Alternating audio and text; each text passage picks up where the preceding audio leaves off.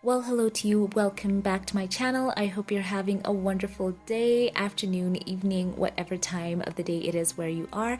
And I'm back with a very special video. So as we know, the Duchess of Sussex, Meghan, is making history in the fashion world as the first guest editor for the September issue of British Vogue. Now, this is special because she has this interesting interview that has been released with Michelle Obama, and I just loved it. I read it through, and I would love to share with you the parts that stood out to me here. So it is a very, very cool article, and I will credit vogue.co.uk. I will link the full article in the comments, so be sure to go and check it out. It is quite a read, but you will enjoy it. So I'm gonna start off where she just talks about how she's gonna go straight into this Q&A. By the way, Meghan is an amazing, amazing writer. I love the way she puts words to paper, or basically words to screen as I'm reading it off my computer here. So let's go straight into this. She says, turns out British Vogue famously has a back page Q&A feature that is equal parts informative and whimsical, with a special guest each month. My first thought that it needed to be someone kind, inspirational, motivating, funny, with gravitas, and as much depth as levity. My second thought, it needed to be Michelle Obama. So over a casual lunch of chicken tacos and my ever-burgeoning bump, I asked Michelle if she would help me with this secret project. It wasn't a huge ask, so to speak, because the back page of Vogue comprises a few simple questions to garner a few simple answers, tidbits that would leave you, the reader, feeling all of the aforementioned sensations of this analogous culinary experience. She graciously said yes because she's Michelle, she's gracious, and then very promptly sent answers because she's Michelle, she's prompt. What was sent back to me, however, left me somewhat speechless. A few simple questions, which she could have answered with a sentence or two, were returned to me as a thoughtful, reflective, and beautifully curated narrative, a gentle reminder not of how, but of why she has become such a globally respected public figure. Whatever your background, it's very easy to feel connected to Mrs. Obama. There is something magical about the way in which she draws you in with her endearingly frank, down-to-earth personality. When I heard her speak at London's Royal Festival Hall last December, I found that I could personally relate to what she was sharing, and that the young British woman sitting a few seats away from me, laughing heartily and nodding in agreement, must have felt the same way. So let's get straight into the questions. Her first one says, you sent me the kindest message on Mother's Day this year. What has motherhood taught you? And Michelle Obama responded, being a mother has been a masterclass in letting go. Try as we might, there's only so much we can control. And boy, have I tried, especially at first. As mothers, we just don't want anything or anyone to hurt our babies, but life has other plans. Bruised knees, bumpy roads, and broken hearts are part of the deal. What's both humbled and heartened me is seeing the resiliency of my daughters. In some ways, Malia and Sasha couldn't be more different. One speaks freely and often. One opens up on her own terms. One shares her innermost feelings. The other is content to let you figure it out.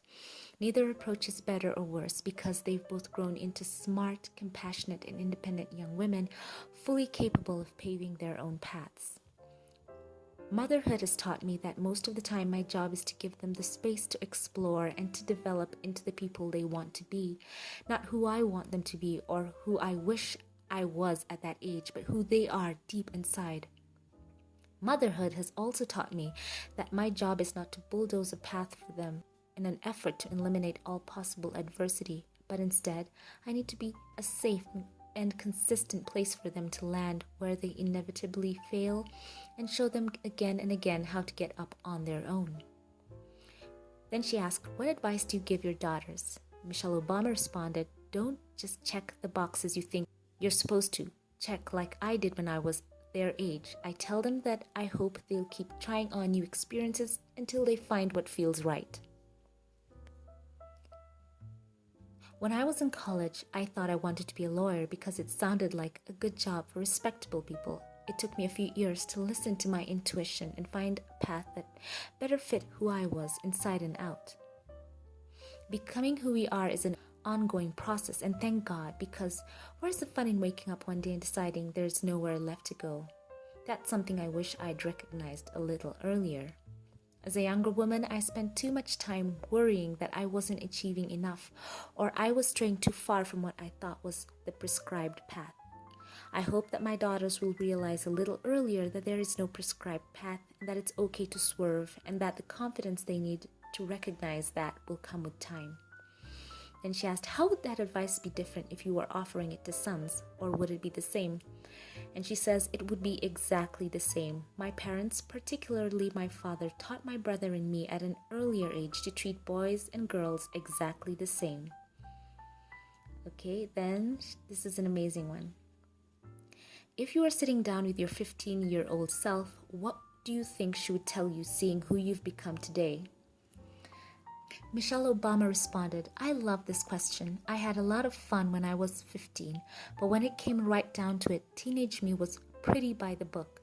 Straight as, through the roof standards for herself, so I imagined that she'd be proud of how far I've come. But she wouldn't let me off the hook either. I feel like she'd give me one of those silent nods of recognition, you know? She'd remind me that there are still too many girls on the south side of Chicago who are being shushed, cast aside, or told they're dreaming too big. She'd tell me to keep fighting for them. And if I'm being honest, she'd probably smile about how cute my husband is too. So that stood out to me.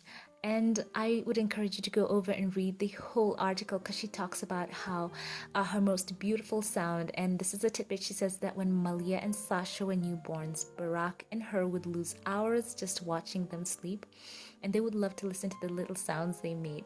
So go on, read the whole article. It's quite a good read. You'll probably about 4-minute read, so head over there. As I said before, I will link the article. So let me know what you thought about these questions that Duchess Meghan asked Michelle Obama, and let me know who are the women in your life who have inspired you, or anyone in your life for that matter who is an inspiration to you, in the comments section down below. And let me leave you this one quote from the Duchess of Sussex about her Q&A with Michelle Obama. She said, had I known Michelle would be so generous in making this a comprehensive interview, my questions would have been lengthier, more probing, more engaging.